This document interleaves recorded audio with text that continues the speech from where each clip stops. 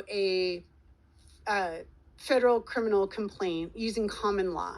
So one of the things that I want to do is add treason of oath, and I want to name all the people that have been covering up for FTB.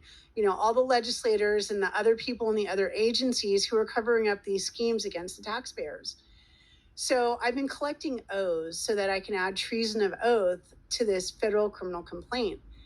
And there's a lot of people that don't have O's, properly executed O's. And then I was also trying to collect bonds because bonds are also required. And it looks like the state of California isn't issuing bonds anymore. What are bonds? What do you mean? So the federal law requires that, well, you know how construction workers have to be bonded. So an insurance company has to issue a bond on each person so that if they screw up their job, you can make an insurance claim with a bond company to get your money back if they screw up your construction job,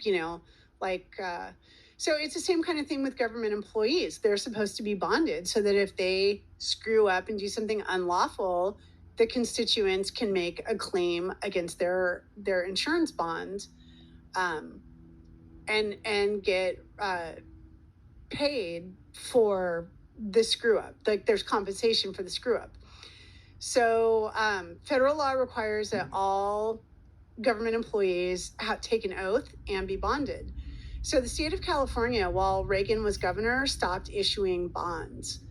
And now they have a blanket insurance policy. So basically, the state is insuring itself against its own failures. So that's a conflict of interest. And if it was actually lawful, they would have repealed the bond laws from the California books, but the bond laws are still on the books, which means bonds are still legally required. So I'm still trying to figure out how they've managed to skate around the bond laws. But basically, I've contacted so many agencies to ask about bonds, and no one has bond records, and no one will discuss what's going on with the bond situation. But that means our entire state of California government is illegitimate.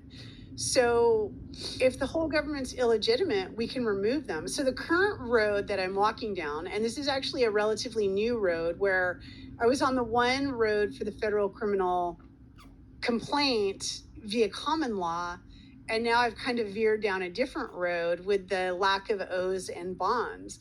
So I think we should try to get our government removed because they're illegitimate without bonds.